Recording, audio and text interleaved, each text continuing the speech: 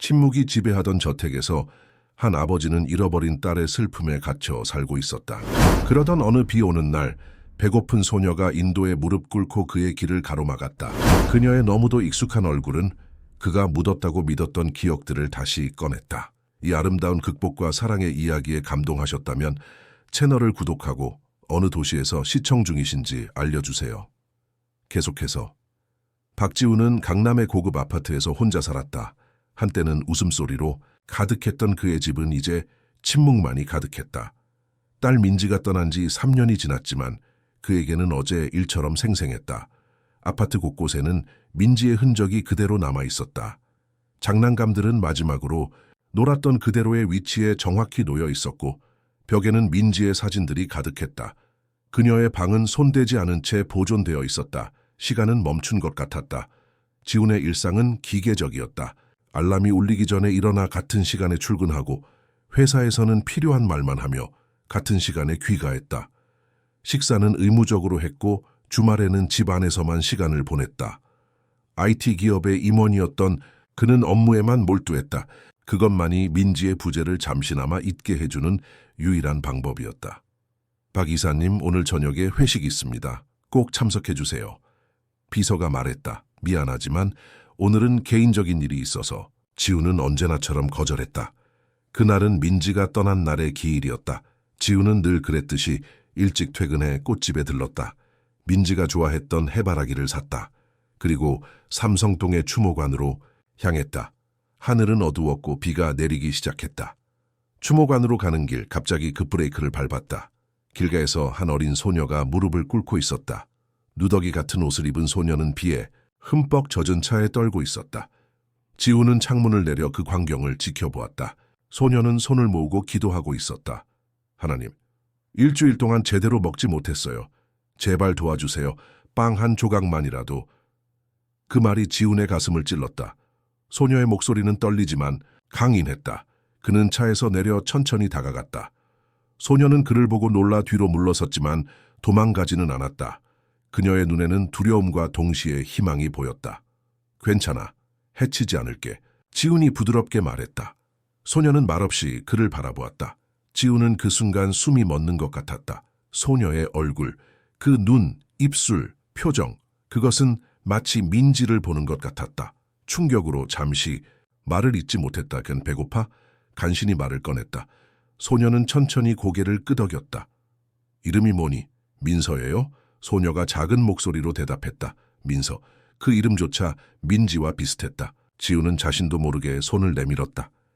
내 집에 가서 밥 먹을래? 따뜻한 물로 씻고 깨끗한 옷도 입을 수 있어. 민서는 잠시 망설였다. 그녀의 눈에는 경계심이 있었지만 배고픔과 추위가 그녀를 결정하게 했다. 네.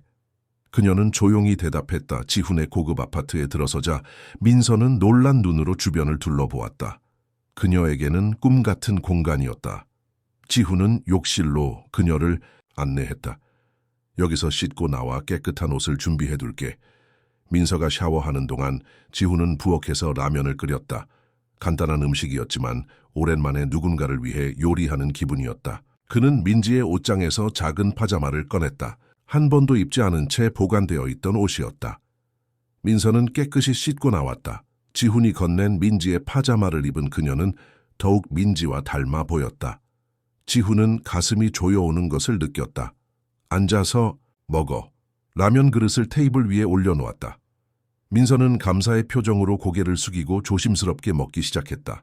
그녀는 급하게 먹지 않고 예의를 갖춰 천천히 먹었다. 지훈은 그녀를 아이켜보며 묘한 감정에 사로잡혔다. 어디서 살고 있니? 지훈이 물었다. 민서는 잠시 망설이다 대답했다. 보육원에서 살았어요. 하지만 일주일 전에 도망쳤어요. 왜? 계속 괴롭힘을 당했거든요. 그녀의 목소리가 작아졌다. 지훈은 더 묻지 않았다. 식사를 마친 민서는 소파에 앉아 지훈을 바라보았다. 내일 어디로 가실 건가요? 그녀가 물었다. 지훈은 잠시 생각했다. 정상적인 상황이라면 경찰이나 아동보호기관에 연락해야 했다. 하지만 그는 그럴 수 없었다. 민서의 얼굴을 볼 때마다 민지가 생각났다. 그는 결정을 내렸다. 오늘은 여기서 자고 내일 생각하자. 민서는 안도의 표정을 지었다. 지훈은 소파에 이불을 펴주었다. 민서는 감사의 인사를 하고 누웠다. 곧 그녀의 고른 숨소리가 들렸다. 지훈은 오랜만에 집에 다른 사람의 숨소리가 있다는 것이 어색했다. 그는 민서가 자는 모습을 한참 바라보았다. 그날 밤 지훈은 오랜만에 꿈을 꾸었다. 꿈에서 민지와 민서가 함께 웃고 있었다. 그들은 너무나 닮아 있었다. 마치 쌍둥이처럼 아침이 밝았다. 지훈은 평소보다 일찍 일어나 아침 식사를 준비했다. 간단한 토스트와 계란, 우유였다. 민서는 소파에서 일어나 놀란 표정으로 지훈을 바라보았다. 아침 먹자. 지훈이 말했다. 민서는 조심스럽게 테이블에 앉았다. 그녀는 지훈이 자신을 내쫓지 않은 것에 안도한 듯했다. 오늘 어디 가세요? 민서가 물었다. 지훈은 잠시 생각했다. 그는 회사에 연락해 휴가를 내기로 결정했다. 오늘은 회사에 가지 않을 거야. 너와 함께 있을 거야. 민서의 눈이 커졌다. 정말요? 응. 네가 필요한 것들을 사러 가자. 옷이랑 신발 필요한 것들. 민서는 믿을 수 없다는 표정이었다. 왜 저를 도와주세요? 지훈은 잠시 말을 잇지 못했다. 그는 진실을 말할 수 없었다. 민서가 민지와 너무 닮았다는 것, 그녀를 보는 것이 마치 민지를 다시 보는 것 같다는 것을. 그냥 도움이 필요해 보여서 그는 간단히 대답했다. 그날 그들은 함께 쇼핑몰에 갔다. 지훈은 민서에게 필요한 모든 것을 사주었다. 옷, 신발, 가방, 책. 민서는 처음에는 부끄러워했지만 곧 아이답게 기뻐했다. 그녀의 미소는 지훈의 마음을 따뜻하게 했다. 쇼핑을 마치고 그들은 함께 점심을 먹었다. 패스트푸드점에서 햄버거를 먹으며 민서는 조금씩 자신의 이야기를 했다. 그녀는 어린 시절부터 여러 보육권을 전전했다고 했다. 부모에 대한 기억은 없었다. 지훈은 그녀의 이야기를 들으며 가슴이 아팠다. 집으로 돌아오는 길 민서는 조용히 물었다. 언제까지 여기 있어도 될까요? 지훈은 망설임 없이 대답했다. 원하는 만큼. 민서의 눈에 눈물이 고였다. 그녀는 아무 말 없이 고개를 끄덕였다. 그렇게 며칠이 지났다. 지훈은 계속해서 휴가를 연장했다. 그는 민서와 함께 시간을 보내며 오랜만에 웃음을 되찾았다. 민서는 점점 집에 적응해갔다. 그녀는 책을 읽거나 TV를 보며 시간을 보냈다. 가끔은 지훈과 함께 요리를 했다. 하지만 지훈의 마음 한구석에는 불안함이 자리 잡고 있었다. 민서가 민지와 너무 닮았다는 것, 그것은 단순한 우연일까? 그는 알 수 없었다. 어느 날 민서가 잠든 후 그는 조심스럽게 그녀의 머리카락 한 가닥을 가져왔다. 그리고 DNA 검사를 의뢰했다. DNA 검사 결과를 기다리는 동안 지훈의 일상은 완전히 달라졌다. 3년 만에 처음으로 그는 아침에 일어나는 것이 기다려졌다. 민서의 존재는 그의 집에 새로운 생명을 불어넣었다. 침묵으로 가득 찼던 공간이 이제는 소녀의 가벼운 발걸음 소리와 때때로 들리는 웃음소리로 채워졌다. 지훈은 회사에 장기 휴가를 신청했다. 동료들은 놀랐지만 그의 상황을 이해하는 척했다. 그들은 지훈이 민지의 부재 이후 한 번도 제대로 된 휴식을 취하지 않았다는 것을 알고 있었다. 이번 기회에 해외여행이라도 다녀오세요. 박 이사님, 대표가 말했다. 지훈은 미소만 지었다. 그는 진실을 말할 수 없었다. 자신의 집에 낯선 소녀를 데려왔다는 것, 그리고 그 소녀가 자신의 딸과 놀라울 정도로 닮았다는 것을. 민서는 날이 갈수록 집에 적응해갔다. 처음에는 조심스럽고 경계심이 강했던 그녀였지만 이제는 편안하게 지냈다. 그녀는 종종 지훈에게 자신의 과거에 대해 이야기했다. 태어날 때부터 보육원에 있었대요. 원장 선생님이 그렇게 말씀하셨어요. 민서가 소파에 앉아 말했다. 부모님에 대한 기억은 없니? 지훈이 물었다. 민서는 고개를 저었다. 없어요. 그냥 가끔 꿈에서 누군가 저를 안아주는 느낌이 들어요. 하지만 얼굴은 기억나지 않아요. 지훈은 가슴이 아팠다. 그는 민서의 머리를 쓰다듬었다. 그 순간 민서는 그에게 기대었다. 그것은 자연스러운 행동이었지만 지훈에게는 큰 의미가 있었다. 3년 만에 처음으로 누군가가 그에게 의지하는 느낌이었다. 저녁 식사 후 민서가 민지의 방을 발견했다. 문은 잠겨 있었지만 민서는 호기심에 지훈에게 물었다. 이 방은 뭐예요? 지훈은 말을 잇지 못했다. 그는 3년 동안 그 방의 문을 열지 않았다. 민지의 흔적이 그대로 남아있는 그 공간은 그에게 너무 고통스러웠다. 그냥 창고야. 그는 거짓말했다. 민서는 더 묻지 않았다. 하지만 지우는 그녀의 눈에서 호기심을 읽을 수 있었다. 그날 밤 지우는 오랜만에 민지의 사진첩을 펼쳤다. 민지의 얼굴과 민서의 얼굴을 비교해 보았다. 놀라울 정도로 닮아 있었다. 단순한 우연일까? 그는 이해할 수 없었다. 지우는 과거를 떠올렸다. 8년 전 그의 아내 서연과 결혼한 지 얼마 되지 않았을 때였다. 서연은 갑작스럽게 임신 소식을 전했다. 지우는 기뻤지만 동시에 당황했다. 그들은 아직 아이를 가질 계획이 없었다. 하지만 서연은 행복해했다. 그렇게 민지가 태어났다. 서연은 출산 후 심한 우울증에 시달렸다. 그녀는 점점 더 민지를 돌보지 않게 되었고 결국 민지가 1살이 되던 해에 집을 나갔다. 지우는 혼자서 민지를 키웠다. 그것은 어려웠지만 그는 민지를 너무나 사랑했다. 그리고 3년 전 그 끔찍한 사고가 있었다. 학교 소풍 중 일어난 사고로 민지는 영원히 돌아오지 못했다. 지훈의 세계는 무너졌다. 사진첩을 넘기다 갑자기 눈에 띄는 사진이 있었다. 서연이 임신했을 때 찍은 초음파 사진이었다. 지훈은 그 사진을 자세히 들여다보았다. 그리고 충격적인 사실을 발견했다. 초음파 사진에는 분명히 2개의 태아가 보였다. 쌍둥이였던 것이다. 어떻게 이런 일이? 지훈은 혼란스러웠다. 그는 서연에게 연락해야 했다. 하지만 서연은 오래전에 연락이 끊겼다. 마지막으로 들은 소식으로는 그녀가 미국으로 떠났다고 했다. 다음 날 아침 지훈은 민서에게 물었다. 민서야, 혹시 네가 쌍둥이라는 말을 들은 적이 있니? 민서는 놀란 표정으로 지훈을 바라보았다. 아니요. 왜요? 그냥 궁금해서.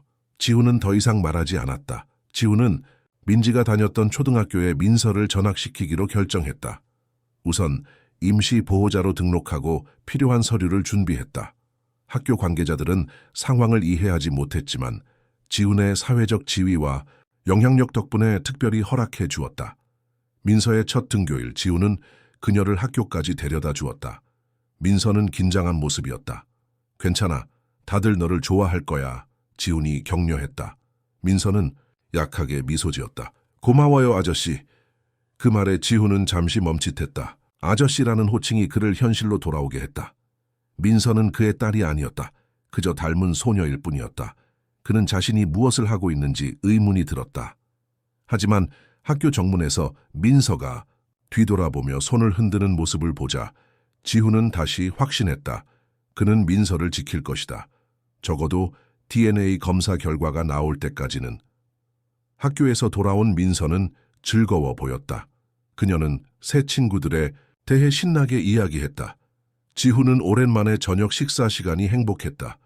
오늘 담임 선생님이 제가 수학을 잘한대요. 문제를 다 맞았거든요. 민서가 자랑스럽게 말했다. 지훈은 미소 지었다. 그래, 대단하네. 민지도 수학을 잘했었어. 말이 나오자마자 지훈은 입을 다물었다. 민서는 호기심 어린 눈으로 그를 바라보았다. 민지가 누구예요?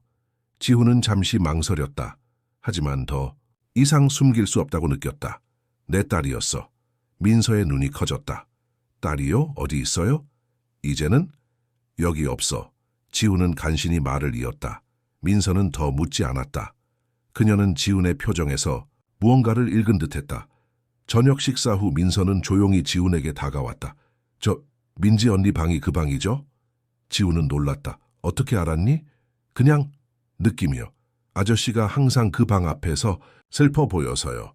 지훈은 깊은 숨을 내쉬었다. 그는 천천히 일어나 민지의 방으로 향했다. 3년 만에 처음으로 그 방의 문을 열었다. 민서는 조용히 그를 따라왔다. 방 안은 시간이 멈춘 것처럼 그대로였다. 민지의 인형들, 책들, 포스터들, 모든 것이 그대로였다. 지훈은 떨리는 손으로 민지의 사진을 집어들었다.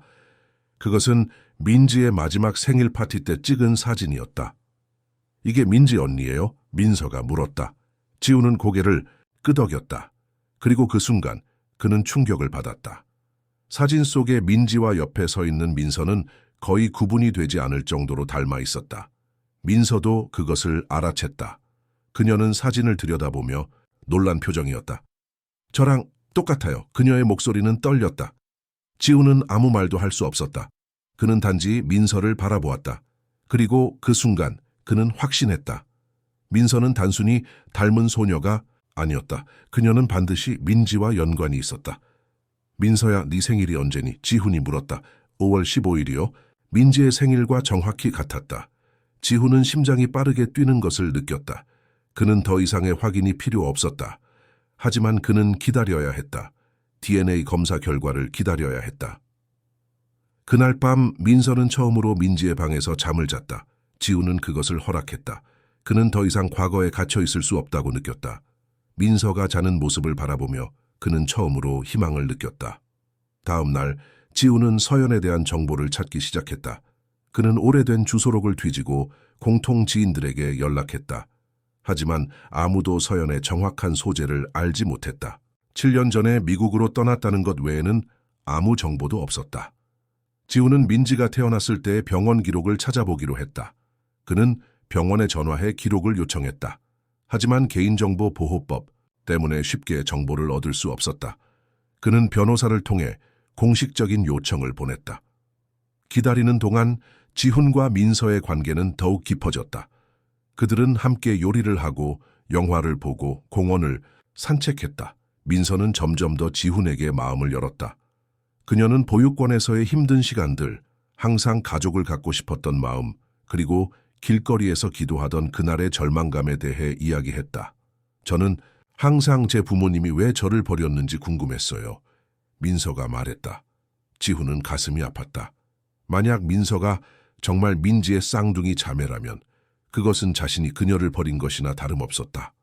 그는 자신의 무지와 무관심 때문에 한 아이의 인생이 얼마나 고통스러웠는지 생각하며 죄책감에 시달렸다. 그러던 어느 날 DNA 검사 결과가 도착했다. 지훈은 떨리는 손으로 봉투를 열었다. 그리고 거기에 적힌 내용을 보고 충격에 빠졌다. DNA 일치도 99.9%, 부모 자녀 관계 확인된 민서는 그의 딸이었다. 지훈은 의자에 털썩 주저앉았다. 어떻게 이런 일이 가능한지 이해할 수 없었다. 서연은 쌍둥이를 임신했고 그 중 하나만 그에게 알렸던 것일까? 아니면 다른 무언가가 있었던 것일까? 그는 병원 기록을 더 열심히 찾아야 했다. 진실을 알아내야 했다. 민서가 학교에서 돌아왔을 때 지훈은 평소처럼 행동하려고 노력했다. 하지만 그의 마음은 혼란스러웠다. 민서는 그의 딸이었다. 그는 그녀에게 진실을 말해야 할까? 아니면 더 많은 정보를 모을 때까지 기다려야 할까? 아저씨, 괜찮아요? 민서가 걱정스러운 표정으로 물었다. 지훈은 미소 지었다.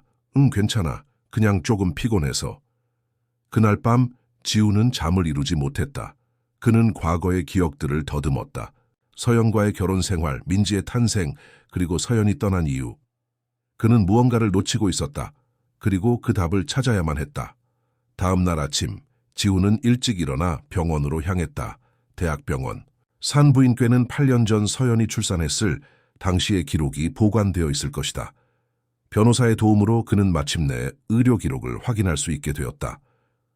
박지훈 씨, 이쪽으로 오세요. 의무기록실 담당자가 그를 안내했다. 지훈은 긴장된 손길로 서류를 넘겼다. 그리고 마침내 그가 찾던 기록을 발견했다. 출산 기록에는 분명히 쌍둥이 출산이라고 적혀 있었다.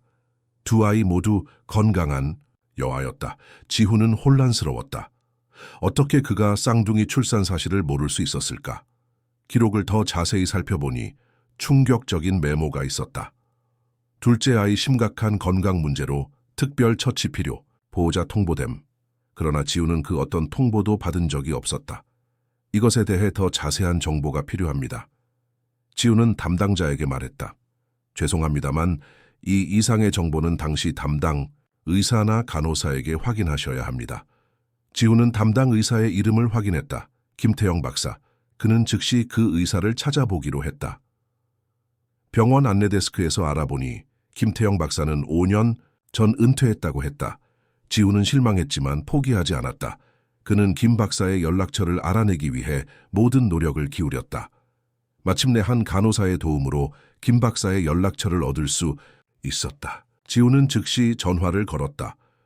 김태영 박사님께 말씀드리고 싶습니다. 저는 박지훈이라고 합니다. 8년 전 제 아내가 쌍둥이를 출산했을 때 담당하셨던 의사분이십니다.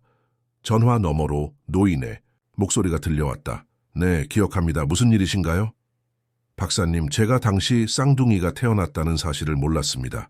기록에는 둘째 아이가 건강 문제가 있었다고 되어 있는데 저는 그 어떤 통보도 받지 못했습니다. 잠시 침묵이 흘렀다. 박 씨, 직접 뵙고 이야기하는 게 좋겠습니다. 내일 오후 2시에 제 자택으로 오실 수 있겠습니까? 지훈은 동의했다. 그는 집으로 돌아와 민서에게 아무 말도 하지 않았다. 아직은 때가 아니었다. 다음 날, 지훈은 김 박사의 집을 방문했다. 강남의 조용한 아파트 단지에 위치한 그의 집은 소박하면서도 정돈되어 있었다. 들어오세요. 김 박사가 문을 열어주었다. 그는 70대로 보이는 노인이었지만 눈빛은 여전히 선명했다. 앉으세요. 차 한잔 하시겠습니까? 지훈은 고개를 끄덕였다. 그는 너무 긴장해서 목이 마르다는 것을 느꼈다. 김 박사는 차를 나오며 말했다. 8년 전 일이라 세부적인 것은 기억나지 않을 수도 있습니다. 하지만 당신의 케이스는 특별했기 때문에 기억합니다. 특별했다고요? 네, 당신의 아내가 쌍둥이를 출산했을 때 한 아이는 매우 건강했지만 다른 한 아이는 호흡 곤란을 겪고 있었습니다. 우리는 즉시 조치를 취했고 아이는 회복되었습니다. 그런데 왜 저는 그것에 대해 아무것도 듣지 못했습니까? 김 박사는 깊은 숨을 내쉬었다.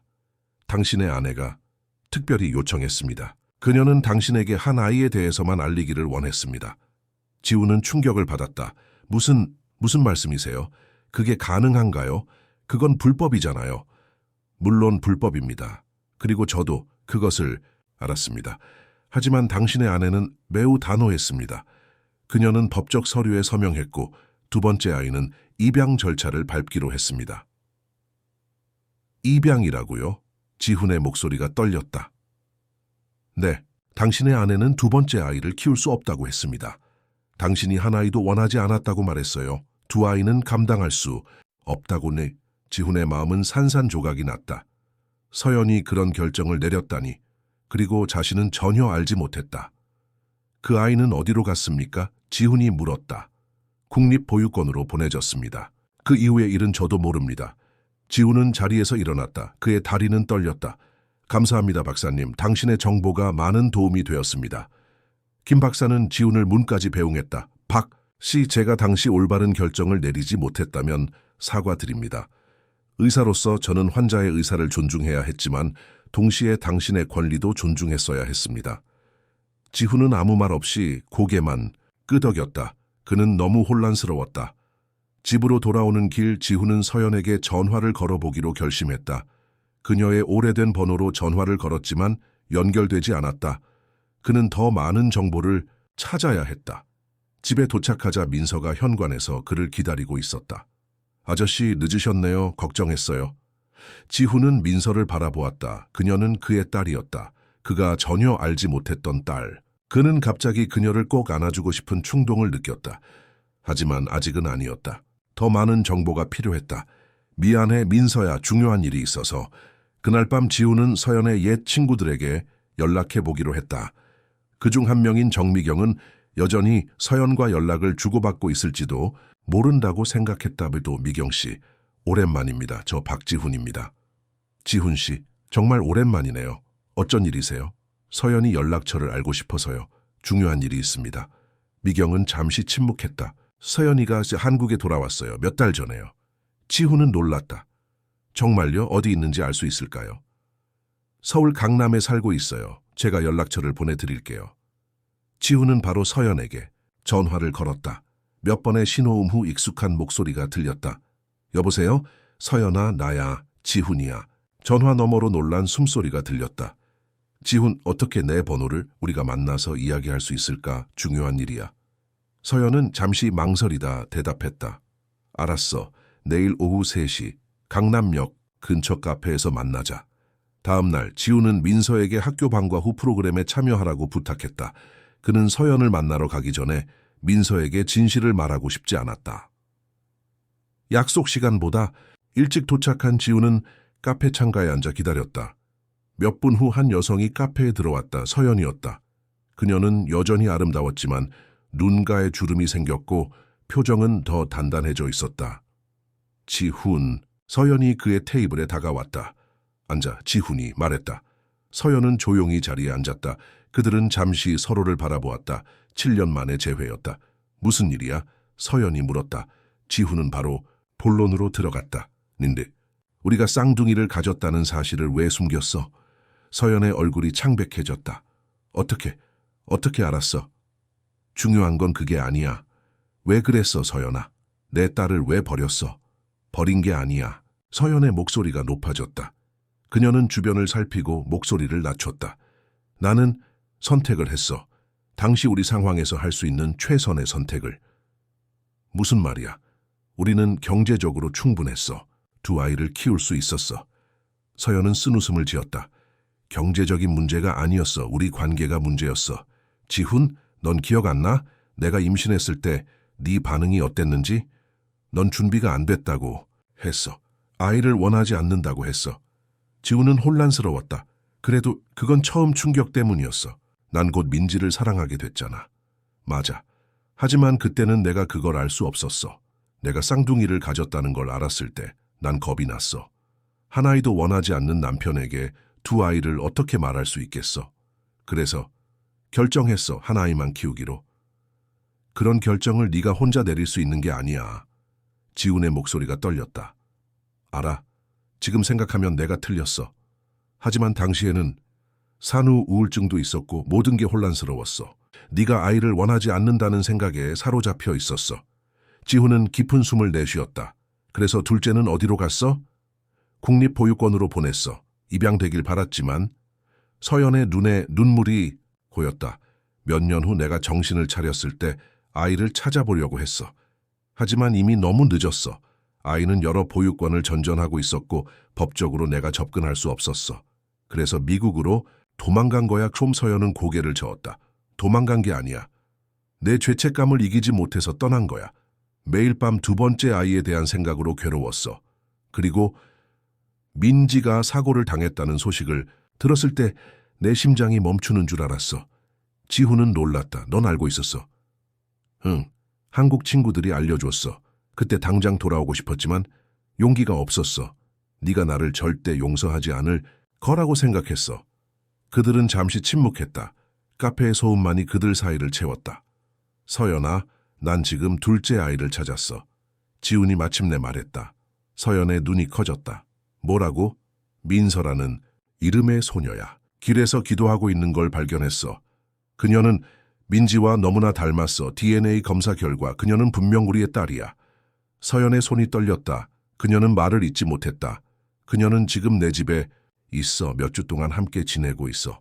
내가 볼 수 있을까? 서연의 목소리는 거의 들리지 않을 정도로 작았다. 지훈은 잠시 생각했다. 그는 아직 민서에게 진실을 말하지 않았다. 그리고 서연이 갑자기 나타나면 민서가 혼란스러울 것이다. 아직은 안 돼. 먼저 민서에게 진실을 말해야 해. 그녀는 아직 우리가 그녀의 부모라는 사실을 모르거든. 서연은 이해한다는 듯 고개를 끄덕였다. 그럼 내가 기다릴게. 준비가 되면 연락해줘. 지훈은 자리에서 일어났다. 서연아, 난 아직도 네가 한 일을 이해할 수 없어. 하지만 지금은 민서가 가장 중요해. 그녀에게 우리 둘 다 필요할 거야. 서연은 눈물을 닦았다. 고마워, 지훈아. 내가 한 일은 용서받을 수 없는 거라는 걸 알아. 하지만 기회가 있다면 내가 얼마나 후회하고 있는지 보여주고 싶어. 지훈은 아무 말 없이 카페를 나왔다. 그의 마음은 여전히 혼란스러웠지만 이제 한 가지는 확실했다. 그는 민서에게 진실을 말해야 했다. 집으로 돌아가는 길, 지훈은 어떻게 민서에게 이 모든 것을 설명할지 고민했다.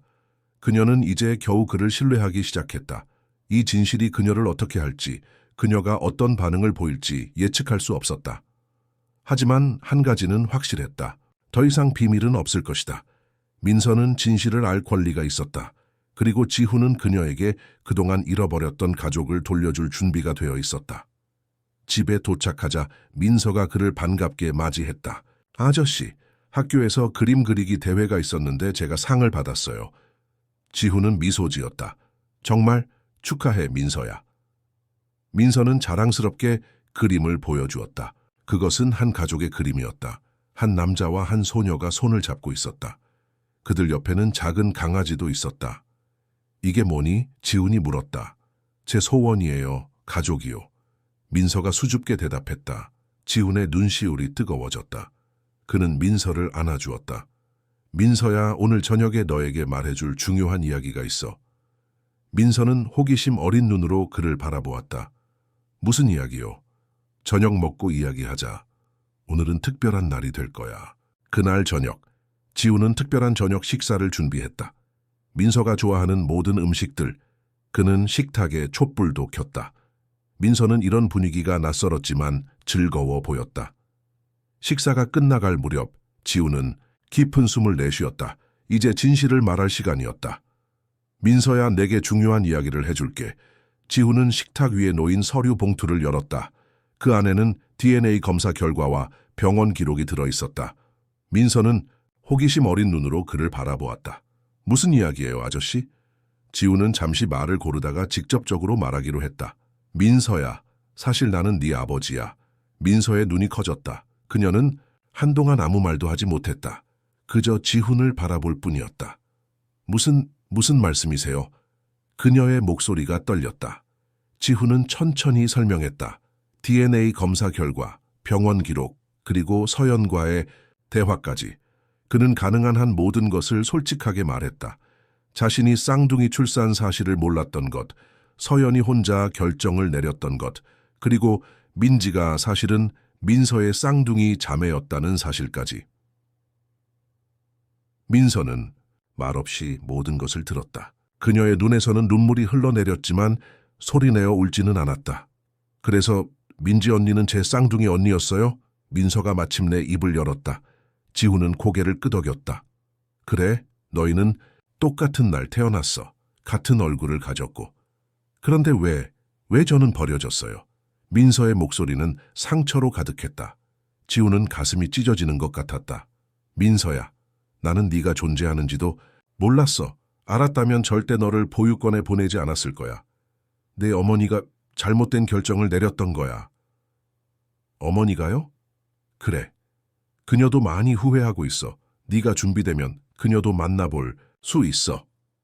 민서는 갑자기 일어나 방으로 뛰어갔다. 지훈은 그녀를 따라가려다가 멈췄다. 그녀에게 시간이 필요하다는 것을 알았다. 이것은 큰 충격일 수밖에 없었다. 1시간 후 지훈은 조심스럽게 민서의 방문을 두드렸다. 아무 대답이 없었다. 그는 천천히 문을 열었다. 민서는 창가에 앉아 밖을 바라보고 있었다. 들어가도 될까? 지훈이 물었다. 민서는 고개를 끄덕였다. 지훈은 그녀 옆에 앉았다.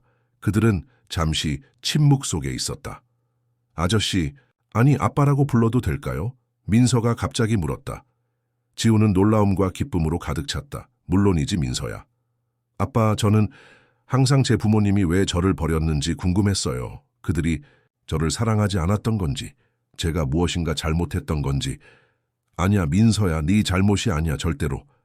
지훈은 민서의 손을 잡았다. 우리 모두 실수를 했어. 하지만 이제는 달라질 거야. 네가 원한다면 우리는 진짜 가족이 될 수 있어. 민서의 눈에 다시 눈물이 고였다. 저는 항상 가족을 원했어요. 지훈은 민서를 안아주었다.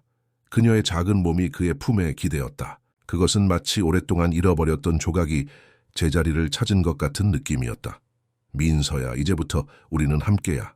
내가 너를 절대 떠나지 않을게. 그날 밤 민서는 처음으로 지훈을 아빠라고 불렀다. 그 말은 지훈의 마음을 녹였다. 그는 오랜 시간 동안 얼어붙어 있던 자신의 마음이 다시 따뜻해지는 것을 느꼈다. 다음 날 아침 지훈은 서연에게 전화를 걸었다. 민서에게 진실을 말했어. 그녀가 너를 만나고 싶어해. 서연의 목소리가 떨렸다. 정말? 언제 만날 수 있을까? 오늘 오후에 우리 집으로 와. 민서가 준비됐어. 오후가 되자 초인종 소리가 들렸다. 민서는 긴장한 표정으로 지훈을 바라보았다. 괜찮아. 민서야, 내 어머니야. 지훈이 말했다. 문을 열자 서연이 서 있었다. 그녀는 가볍게 화장을 하고 단정한 옷차림을 하고 있었다. 그녀의 눈은 불안과 기대로 가득했다. 들어와. 지훈이 말했다. 서연이 거실로 들어서자 민서가 소파에서 일어났다. 두 사람은 서로를 바라보았다. 서연의 눈에서 눈물이 흘러내렸다. 민서야. 서연의 목소리가 떨렸다. 민서는 말없이 서연을 바라보았다. 그녀의 표정은 읽기 어려웠다. 앉으세요, 지훈이 말했다. 서연은 민서 맞은편 소파에 앉았다. 그녀는 민서에게서 눈을 떼지 못했다. 민서야, 이분이 내 어머니 서연이야. 지훈이 말했다. 민서는 고개를 끄덕였다. 안녕하세요, 어머니. 서연은 울음을 참지 못했다. 민서야, 미안해. 정말 미안해. 내가 한 일은 용서받을 수 없는 거라는 걸 알아. 하지만 너에게 설명하고 싶어. 민서는 조용히 듣고 있었다. 서연은 자신의 이야기를 시작했다. 임신 당시의 혼란, 산후 우울증, 그리고 두려움에 사로잡혀 내린 잘못된 결정들. 그녀는 모든 것을 솔직하게 말했다. 그리고 얼마나 후회했는지, 얼마나 괴로웠는지도. 나는 매일 밤 너를 생각했어, 민서야. 네가 어디서 잘 지내고 있는지, 행복한지. 너를 찾으려고 했지만 법적으로 접근할 수 없었어. 그것은 내 인생 최대의 실수였어. 그리고 평생 후회할 거야. 민서의 눈에서도 눈물이 흘러내렸다. 저는 많이 힘들었어요. 항상 외로웠고 항상 가족을 원했어요. 서연은 고개를 숙였다. 알아. 그리고 그건 모두 내 잘못이야. 네가 나를 용서하지 않아도 이해해. 하지만 기회가 있다면 내가 얼마나 너를 사랑하는지 보여주고 싶어. 민서는 잠시 생각하다가 말했다. 저는 아직 잘 모르겠어요. 하지만 시간이 지나면 알게 될 것 같아요. 서연은 이해한다는 듯 고개를 끄덕였다. 물론이야, 민서야. 네가 준비될 때까지 기다릴게. 지훈은 이 모든 상황을 지켜보며 복잡한 감정을 느꼈다. 그는 서연을 용서할 수 있을까? 하지만 동시에 그는 민서와 함께 새로운 가족을 시작할 수 있는 기회에 감사했다. 우리 셋이서 천천히 알아가면 어떨까? 지훈이 제안했다. 우리는 모두 실수를 했고 모두 상처를 받았어. 하지만 이제는 함께 앞으로 나아갈 수 있어. 민서와 서연은 고개를 끄덕였다. 그것은 작은 시작이었지만 희망의 시작이었다. 그날 이후 그들의 생활은 천천히 변화하기 시작했다. 서연은 정기적으로 방문하여 민서와 시간을 보냈다. 처음에는 어색했지만 점차 편안해졌다. 민서는 조심스럽게 마음을 열기 시작했다. 지훈은 민서를 공식적으로 입양하기 위한 절차를 시작했다. 그는 변호사를 통해 모든 법적 절차를 밟았다. 그 과정은 복잡했지만 그는 포기하지 않았다. 민서야, 이제 네 성을 어떻게 할지 생각해봤니? 지훈이 어느 날 물었다. 민서는 잠시 생각하다가 대답했다.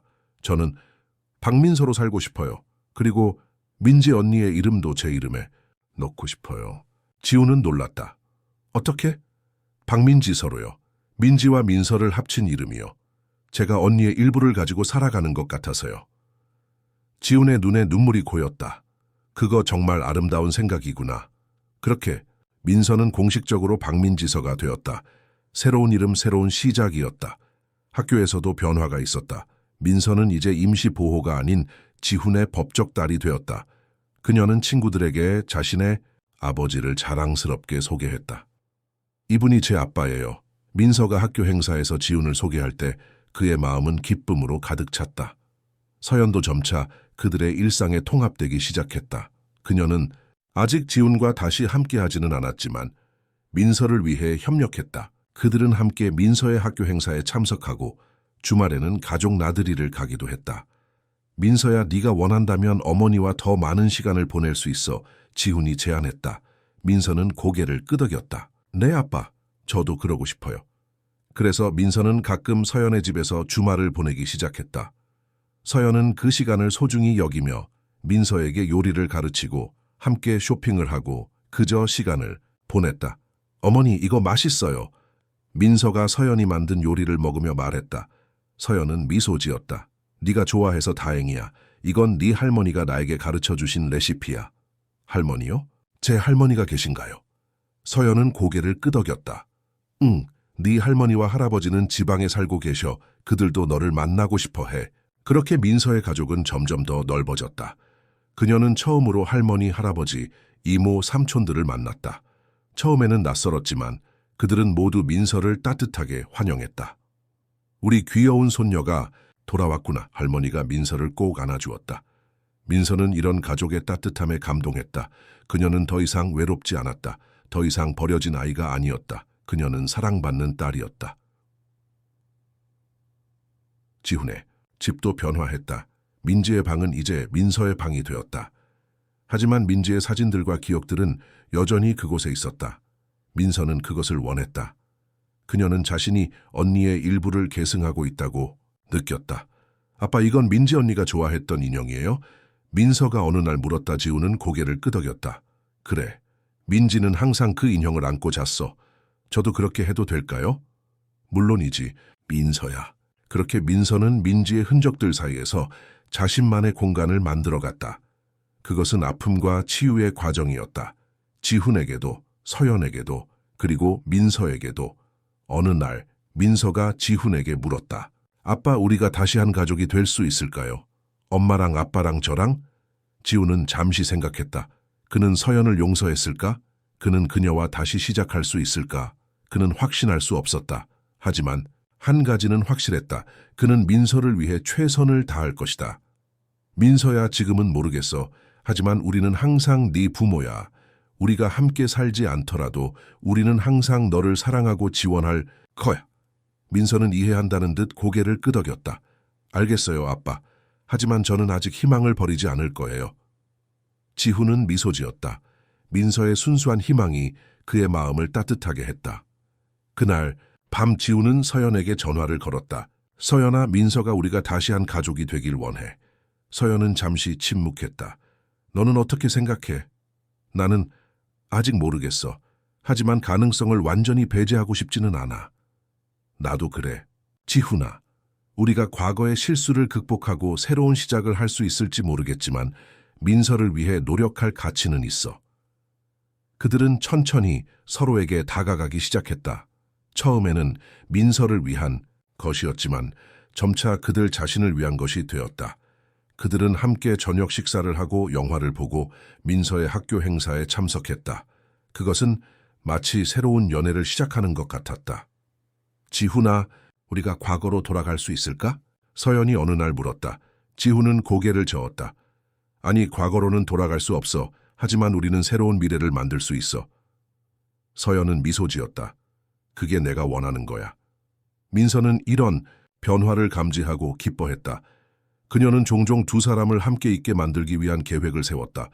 영화 티켓을 2장 사서 그들을 보내거나 두 사람만을 위한 저녁 식사를 예약하거나. 민서야, 너 지금 뭐 하는 거니? 지훈이 웃으며 물었다. 민서는 순진한 표정을 지었다. 아무것도 아니에요, 아빠. 그냥 엄마랑 아빠가 행복했으면 좋겠어요. 그들의 가족은 천천히, 하지만 확실하게 치유되고 있었다. 그들은 모두 실수를 했고 모두 상처를 받았다. 하지만 그들은 함께 그것을 극복하고 있었다. 가을이 깊어가는 어느 토요일 아침, 지훈의 아파트는 분주했다. 민서의 12번째 생일 파티를 준비하고 있었다. 이것은 그녀가 가족과 함께 맞이하는 첫 번째 생일이었다. 지훈은 모든 것이 완벽하기를 원했다. 풍선이 더 필요할까? 지훈이 서연에게 물었다. 서연은 부엌에서 케이크를 장식하고 있었다. 이 정도면 충분해요. 너무 과하면 오히려 부담스러울 수 있어요. 서연이 웃으며 대답했다. 지난 몇 개월 동안 지훈과 서연의 관계는 크게 개선되었다. 그들은 아직 다시 함께 살지는 않았지만 자주 만나고 함께 시간을 보냈다. 서연은 지훈의 아파트에서 많은 시간을 보냈고 민서를 위한 행사에는 항상 함께 참석했다. 민서 아직 자고 있어요? 서연이 물었다. 지훈은 고개를 끄덕였다. 어제 너무 신나서 늦게 잤어. 조금 더 자게 두자. 서연은 미소 지었다. 그 아이가 얼마나 행복한지 보이네요. 지훈 씨 덕분이에요. 우리 둘 덕분이지. 지훈이 대답했다. 그때 초인종이 울렸다. 지훈이 문을 열자 서연의 부모님이 서 있었다. 그들은 큰 선물 상자를 들고 있었다. 어서 오세요, 어머님, 아버님. 지훈이 인사했다. 우리 손녀 어디 있나? 서연의 아버지가 물었다. 아직 자고 있어요. 곧 일어날 거예요. 지훈이 대답했다. 서연의 부모님은 처음에 상황을 받아들이기 어려워했다. 그들은 손녀가 버려졌다는 사실에 충격을 받았고 서연의 결정을 이해할 수 없었다. 하지만 민서를 만난 후 그들은 그녀를 즉시 사랑하게 되었다.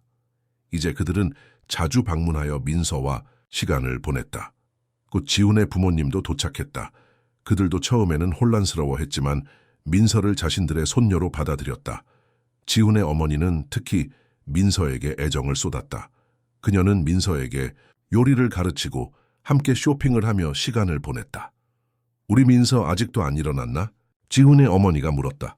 곧 깨울 거예요, 어머니. 지훈이 대답했다. 서연이 케이크 장식을 마쳤다. 그것은 아름다운 초콜릿 케이크였고 위에는 생일 축하해, 민서야 라고 쓰여 있었다. 그녀는 케이크 옆에 12개의 촛불을 놓았다. 내가 민서를 깨울게. 서연이 말했다. 서연은 조용히 민서의 방으로 들어갔다. 민서는 여전히 깊이 잠들어 있었다. 서연은 잠시 그녀를 바라보았다. 민서의 평화로운 얼굴을 보니 가슴이 따뜻해졌다. 그녀는 얼마나 많은 것을 놓쳤는지 생각했다. 민서의 첫 걸음마, 첫 말, 첫 웃음. 그녀는 그 모든 소중한 순간들을 놓쳤다. 하지만 이제는 달랐다. 그녀는 민서의 미래의 모든 순간들을 함께 할 것이다. 민서야, 일어나, 특별한 날이야. 서연이 부드럽게 민서의 어깨를 흔들었다. 민서가 천천히 눈을 떴다. 엄마?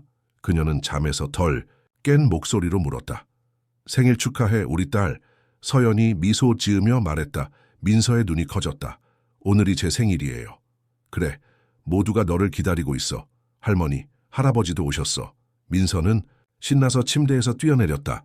그녀는 빠르게 씻고 옷을 갈아입었다. 서연은 그녀가 머리를 빗는 것을 도왔다. 엄마, 오늘 정말 행복해요. 민서가 말했다. 서연은 민서의 머리를 쓰다듬었다. 나도 그래, 민서야. 네가 우리 가족이 되어서 정말 다행이야. 민서가 거실로 나오자 모두가 생일 축하해 라고 외쳤다. 민서는 놀라서 손으로 입을 가렸다. 거실은 풍선과 리본으로 아름답게 장식되어 있었고 테이블 위에는 선물들이 가득했다.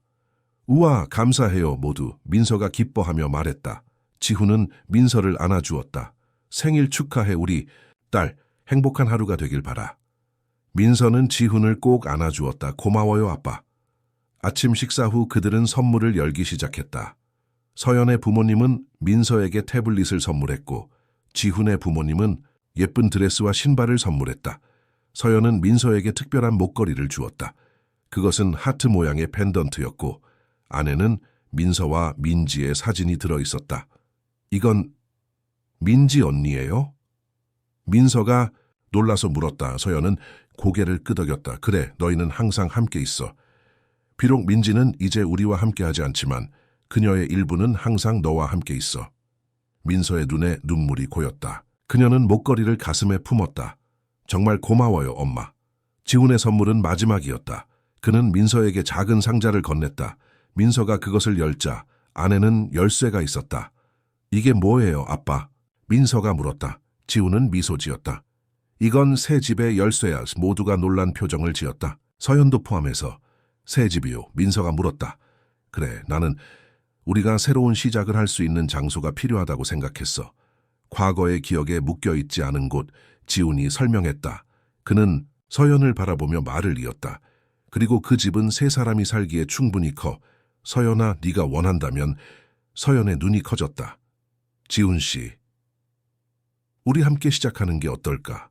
진짜 가족으로. 지훈이 제안했다. 서연의 눈에 눈물이 고였다. 그녀는 말없이 고개를 끄덕였다. 민서는 기쁨에 넘쳐 소리쳤다. 우리가 진짜 가족이 되는 거예요. 아빠, 엄마, 그리고 저. 지훈은 미소 지었다. 그래, 민서야. 우리는 이제 진짜 가족이야. 그날 오후 그들은 새 집을 보러 갔다. 그것은 강남에서 조금 떨어진 분당의 아름다운 단독주택이었다. 넓은 정원이 있었고 방도 충분했다. 민서는 즉시 자신의 방을 골랐다. 그것은 정원이 내려다 보이는 밝은 방이었다. 이 방이 좋아요. 민서가 기뻐하며 말했다. 지훈과 서연은 미소를 교환했다. 그들도 이 새로운 시작의 기대를 품었다. 그들은 다음 주부터 이사 준비를 시작했다. 지훈의 아파트에서 필요한 물건들을 옮기고 새로운 가구도 구입했다. 서연도 자신의 물건들을 정리했다. 그녀는 오랫동안 작은 원룸에서 혼자 살았다. 이제 그녀는 가족과 함께 새 집으로 이사할 준비를 했다. 이사 당일 모두가 분주했다. 이삿짐 트럭이 물건들을 옮기는 동안 민서는 신나서 여기저기 뛰어다녔다. 민서야, 조심해. 넘어질라. 서연이 걱정스럽게 말했다. 괜찮아요? 엄마, 너무 신나서 그래요. 민서가 대답했다. 저녁이 되자 대부분의 물건이 제자리를 찾았다. 그들은 새 집의 거실 바닥에 앉아 피자를 주문해 먹었다. 민서는 지훈과 서연 사이에 앉아 행복한 표정이었다. 이제 우리는 진짜 가족이에요. 민서가 말했다. 지훈과 서연은 서로를 바라보며 미소 지었다. 그들은 아직 많은 것들을 해결해야 했다. 과거의 상처들, 서로에 대한 신뢰 그리고 앞으로의 관계. 하지만 그들은 함께 노력할 준비가 되어 있었다. 그래 민서야, 우리는 이제 진짜 가족이야. 지훈이 말했다. 그날 밤 민서가 잠든 후 지훈과 서연은 새 집의 뒤뜰에 앉았다. 밤하늘에는 별들이 빛나고 있었다. 생각해보면 신기해요. 서연이 말했다. 우리가 다시 이렇게 함께 있을 줄은 몰랐어요. 지훈은 고개를 끄덕였다. 나도 그래. 하지만 민서 덕분에 우리는 다시 기회를 얻었어. 지훈 씨, 정말 나를 용서한 거예요? 내가 한 일은... 서연의 목소리가 떨렸다. 지훈은 잠시 생각했다. 완전히 용서했다고 말하기는 아직 이르지만 나는 이해하려고 노력하고 있어. 그리고 무엇보다 우리는 이제 앞으로 나아가야 해. 민서를 위해서. 서연은 고개를 끄덕였다. 민서가 우리에게 온 것은 기적 같아요. 그 아이가 우리를 다시 하나로 만들었어요. 그래, 민서는 우리의 두 번째 기회야. 지훈이 말했다. 그들은 조용히 별을 바라보았다. 이 새로운 시작은 쉽지 않을 것이다. 하지만 그들은 함께 노력할 것이다. 민서를 위해 그리고 그들 자신을 위해. 다음 날 아침 민서는 일찍 일어나 새 집을 탐험했다. 그녀는 정원에서 꽃들을 발견했고 뒤뜰에는 작은 그네도 있었다. 그녀는 그네에 앉아 흔들기 시작했다. 지훈과 서연이 커피를 들고 그녀에게 다가왔다. 일찍 일어났네. 지훈이 말했다. 너무 신나서 더 이상 잘 수가 없었어요. 민서가 대답했다. 서연은 미소 지었다. 오늘 뭐 하고 싶어? 정원에 꽃을 더 심고 싶어요. 그리고 제 방도 꾸미고 싶어요. 민서가 신나게 말했다. 그러자 오늘은 우리 집을 더 아름답게 만드는 날로 하자. 지훈이 동의했다. 그들은 함께 정원센터에 가서 꽃과 식물들을 골랐다. 민서는 색색의 꽃들을 고르는데 신이 났다. 그들은 또 가구점에 가서 민서의 방을 꾸밀 소품들도 샀다. 오후에는 모두 함께 정원에 꽃을 심었다. 땀을 흘리며 일하는 동안 그들은 웃고 이야기를 나누었다. 그것은 완벽한 가족의 시간이었다. 엄마, 이 꽃 예쁘죠? 민서가 노란 해바라기를 들어 보이며 물었다마 정말 예뻐. 해바라기는 항상 태양을 바라본대. 마치 네가 항상 밝은 면을 보는 것처럼. 서연이 대답했다. 민서는 웃었다. 저는 이제 항상 행복할 거예요. 엄마랑 아빠가 있으니까요. 지훈과 서연은 서로를 바라보며 미소 지었다. 그들은 민서에게 그런 행복을 주기 위해 최선을 다할 것이다. 저녁에는 함께 요리를 했다. 서연이 주도하고 지훈과 민서가 돕는 형태로 그들은 불고기와 된장찌개를 만들었다. 민서는 야채를 자르는 것을 도왔고 지훈은 고기를 재웠다. 음식 냄새가 정말 좋아요. 민서가 말했다. 그래, 네 엄마는 요리를 정말 잘해. 지훈이 칭찬했다. 서연은 부끄러워하며 웃었다. 과찬이에요. 함께하니까 더 맛있는 거죠. 식사를 마친 후 그들은 거실에 모여 영화를 보기로 했다. 민서가 고른 애니메이션이었다. 그들은 소파에 나란히 앉았고 민서는 지훈과 서연 사이에 자리 잡았다. 영화가 절반쯤 진행되었을 때 지훈은 민서가 잠들었다는 것을 알아챘다. 그녀는 편안하게 서연의 어깨에 기대어 있었다. 잠들었네. 지훈이 속삭였다. 서연은 부드럽게 민서의 머리를 쓰다듬었다. 오늘 정말 신나게 놀았으니까 피곤했나 봐요. 침대로 옮길까? 지훈이 물었다. 서연은 고개를 저었다. 조금만 더 이대로 있어요. 이 순간을 좀 더 즐기고 싶어요. 지훈은 이해한다는 듯 고개를 끄덕였다. 그들은 잠든 민서를 사이에 두고 조용히 영화를 계속 보았다. 이것이 가족이구나. 지훈은 생각했다. 평화롭고 따뜻하고 완전한 영화가 끝나고 지훈이 민서를 침대로 옮겼다. 서연이 그녀를 이불로 덮어주었다. 그들은 잠시 민서의 방에 서서 그녀가 자는 모습을 지켜보았다. 우리가 정말 운이 좋은 것 같아요. 서연이 속삭였다. 지훈은 고개를 끄덕였다. 그래, 정말 운이 좋아. 그들은 조용히 민서의 방을 나왔다. 이제 그들만의 시간이었다. 그들은 새 집의 거실에 앉아 와인 한 잔을 나누었다. 앞으로 어떻게 될까요? 서연이 물었다. 지우는 잠시 생각했다. 나도 모르겠어. 하지만 우리가 함께라면 모든 것이 잘 될 거라고 믿어. 서연은 미소 지었다. 나도 그렇게 믿어요. 그들은 잔을 부딪혔다. 새로운 시작을 위해, 그리고 그들의 가족을 위해, 이렇게 그들의 새로운 생활이 시작되었다. 아침에는 함께 아침 식사를 하고, 지훈은 회사에 가고, 서연은 민서를 학교에 데려다 주었다. 서연은 프리랜서 디자이너로 일하기 시작했고, 그녀는 집에서 일할 수 있었다. 그래서 그녀는 민서가 학교에서 돌아올 때 항상 집에 있을 수 있었다. 지훈은 일찍 퇴근하려고 노력했다. 그는 가족과 함께하는 시간을 소중히 여겼다. 저녁 식사는 항상 함께했고 주말에는 가족 나들이를 갔다. 민서는 새 학교에 빠르게 적응했다. 그녀는 친구들을 사귀었고 학업에도 열심이었다. 그녀의 웃음소리가 집 안을 채웠다. 그들의 새 집은 점점 더 가정다워졌다. 벽에는 가족 사진들이 걸렸고 정원은 아름다운 꽃들로 가득 찼다. 이것은 그들이 항상 꿈꿔왔던 가정이었다. 새 집에서의 생활이 시작된 지 6개월이 지났다. 봄이 오고 정원의 꽃들이 피기 시작했다. 민서는 이제 완전히 새 학교에 적응했고 친구들도 많이 사귀었다. 지훈과 서연의 관계도 점차 회복되어 갔다. 그들은 서로를 더 이해하게 되었고 과거의 상처를 치유하기 위해 노력했다. 어느 평화로운 주말 아침, 민서가 아침 식사 테이블에서 질문을 던졌다. 아빠, 민지 언니의 추모관에 가볼 수 있을까요? 지훈과 서연은 놀란 표정으로 서로를 바라보았다. 그들은 민지에 대해 민서에게 이야기해왔지만 아직 추모관에 함께 간 적은 없었다. 물론이지, 민서야. 오늘 갈까? 지훈이 대답했다. 민서는 고개를 끄덕였다. 네, 아빠, 제가 언니에게 인사드리고 싶어요. 그래서 그날 오후 그들은 함께 삼성동의 추모관으로 향했다. 민서는 조용했지만 그녀의 눈에는 결연함이 있었다. 그녀는 해바라기 한 송이를 들고 있었다. 민지가 가장 좋아했던 꽃이라고 지훈이 말해주었기 때문이다. 추모관에 도착하자 지훈이 민지의 위패가 있는 곳으로 그들을 안내했다.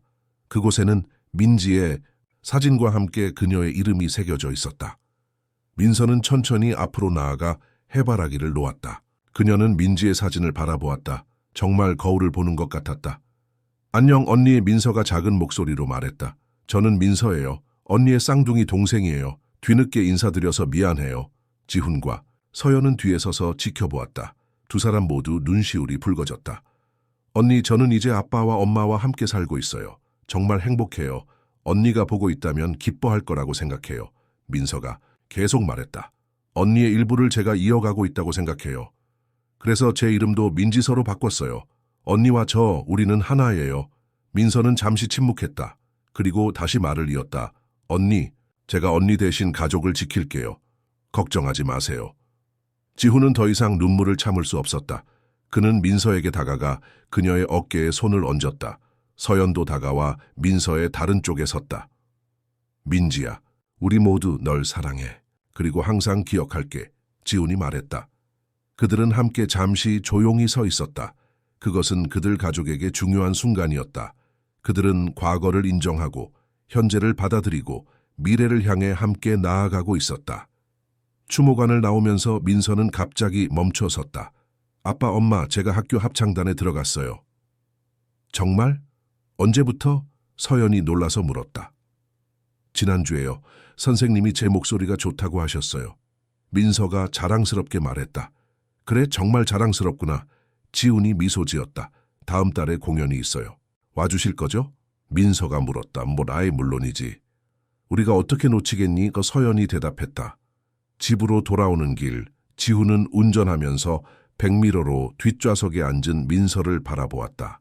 그녀는 창밖을 바라보며 생각에 잠겨 있었다.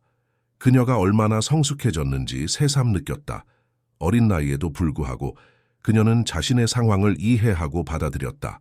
그리고 그것을 자신만의 방식으로 소화하고 있었다. 집에 도착하자 민서는 자신의 방으로 올라갔다. 그녀는 책상 앞에 앉아 일기장을 꺼냈다. 그녀는 몇 달 전부터 일기를 쓰기 시작했다.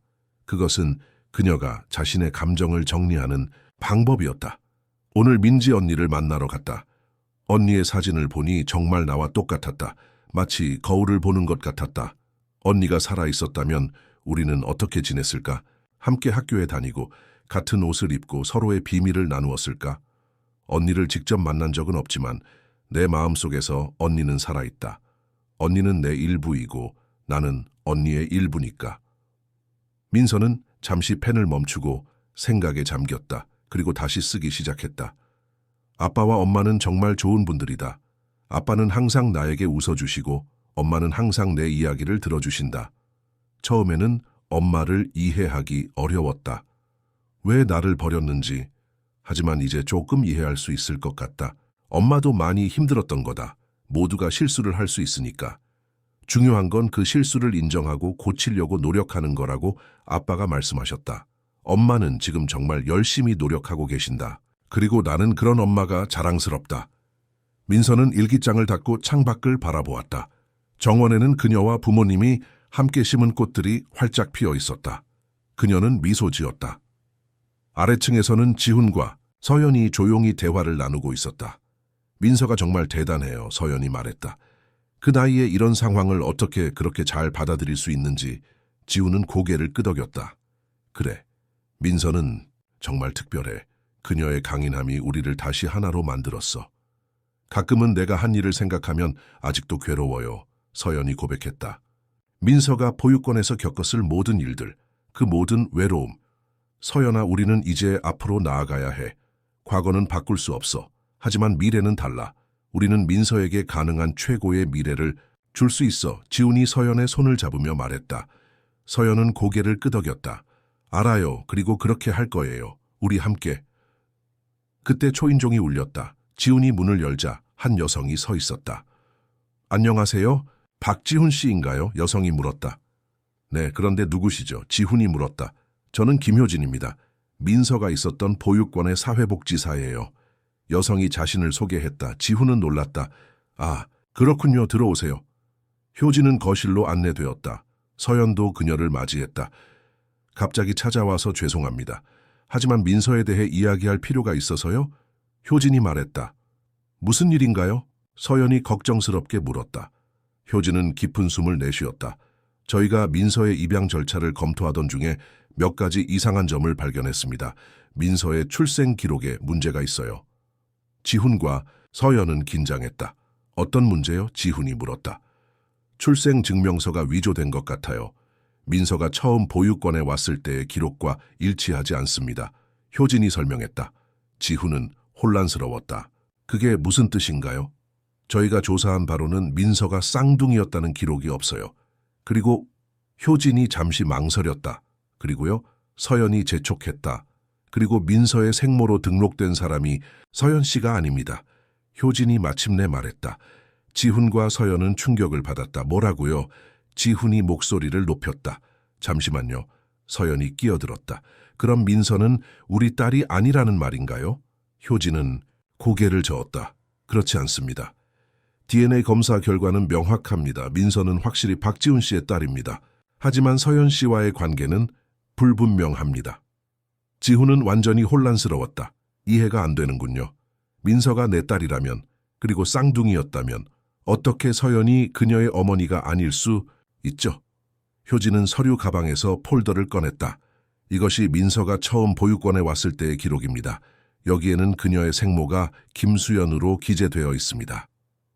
서연은 그 이름을 듣자마자 얼굴이 창백해졌다. 수연이라고요? 네, 알고 계신가요?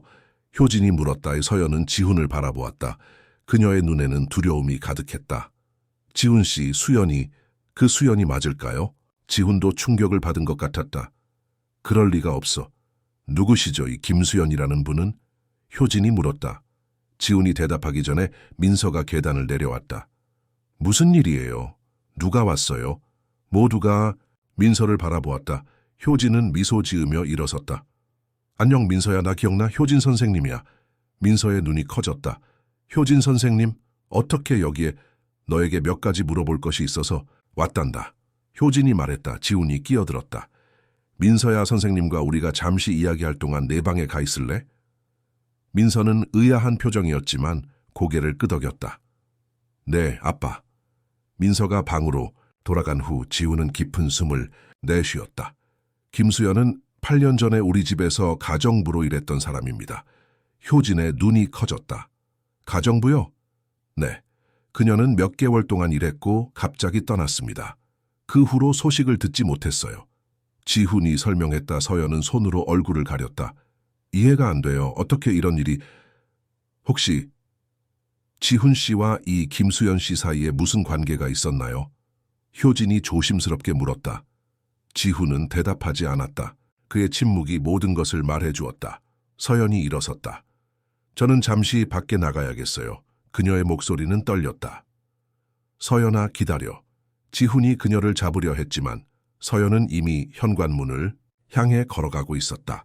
효진은 불편한 표정이었다. 죄송합니다. 제가 문제를 일으킨 것 같네요. 지훈은 고개를 저었다. 아닙니다. 이건 언젠가는 밝혀졌을 진실이에요. 다만 이렇게 갑작스럽게... 효진은 이해한다는 듯 고개를 끄덕였다. 저는 이 김수연 씨를 찾아보려고 합니다. 혹시 그녀에 대해 아는 정보가 있으신가요? 지훈은 잠시 생각했다. 그녀가 서울 출신이라고 했던 것 같아요. 그리고 간호학교를 다녔다고 했습니다. 그 정도면 충분할 것 같습니다. 저희가 더 알아보겠습니다. 효진이 말했다. 그리고 걱정하지 마세요. 이것이 민서의 입양에 영향을 미치지는 않을 거예요. 다만 서류상의 정확성을 위해 필요한 절차입니다. 효진이 떠난 후 지우는 서연을 찾으러 나갔다. 그녀는 정원 벤치에 앉아 있었다. 그녀의 눈은 붉었다. 서연아, 지훈이 그녀 옆에 앉으며 말했다. 그 여자와 관계가 있었어요? 서연이 직접적으로 물었다. 지훈은 깊은 숨을 내쉬었다. 그건 네가 임신 초기에 심한 우울증으로 병원에 입원해 있을 때였어. 나는 혼자였고 혼란스러웠어. 그래서 가정부와 잤다는 거예요? 서연의 목소리가 높아졌다. 이제 한 번뿐이었어. 그리고 그 후에 바로 후회했어. 그녀는 곧 사직했고 다시는 보지 못했어. 지훈이 설명했다.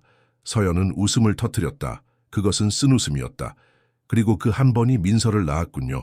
아이러니하네요. 내가 민지를 숨겼다고 생각했는데 당신도 비밀을 갖고 있었네요. 서연아, 나도 몰랐어. 수연이 임신했다는 사실을 전혀 몰랐어. 지훈이 변명했다. 그럼 민서는 내 딸이 아니에요. 서연의 목소리가 떨렸다. 지훈은 서연의 손을 잡았다. 아니야, 민서는 우리 딸이야. 우리가 그녀를 키우고 사랑하고 보호하잖아. 혈연만이 가족을 만드는 건 아니야. 서연은 눈물을 흘렸다. 알아요. 하지만 이건 너무 큰 충격이에요. 내가 민서를 버렸다고 생각했는데 실은 내가 낳지도 않은 아이였다니. 그렇다고 해서 네가 민서에게 덜 중요해진 건 아니야.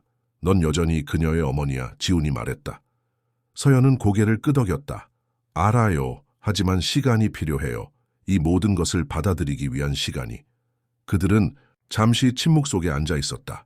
정원의 꽃들이 바람에 흔들렸다. 민서에게 어떻게 말할까요? 서연이 마침내 물었다. 지훈은 생각에 잠겼다. 지금 당장은 말하지 말자. 먼저 우리가 이 상황을 이해하고 받아들여야 해. 그리고 민서가 받아들일 수 있는 방식으로 천천히 이야기하자. 서연은 동의했다. 그래요. 민서가 더 혼란스러워하지 않도록 조심해야 해요. 그들은 함께 집으로 돌아갔다. 민서는 거실에서 책을 읽고 있었다. 효진 선생님 가셨어요? 민서가 물었다. 응, 방금 가셨어. 지훈이 대답했다. 무슨 일이었어요? 민서가 궁금해했다. 지훈과 서연은 서로를 바라보았다. 그냥 입양 절차에 관한 몇 가지 서류 문제였어. 곧 해결될 거야. 지훈이 말했다. 민서는 고개를 끄덕였다. 그녀는 더 이상 묻지 않았다. 그날 밤 민서가 잠든 후 지훈과 서연은 다시 대화를 나눴다. 김수연을 찾아봐야 할 것 같아요. 서연이 말했다. 지훈은 놀랐다. 정말? 왜? 그녀가 민서의 생모라면 민서는 그녀에 대해 알 권리가 있어요. 그리고 나도 그녀를 만나보고 싶어요. 이해하고 싶어요. 서연이 설명했다. 지훈은 망설였다. 그게 좋은 생각인지 모르겠어. 더 복잡해질 수도 있어. 하지만 진실을 알아야 해요. 민서를 위해서. 서연이 주장했다. 지훈은 마침내 동의했다.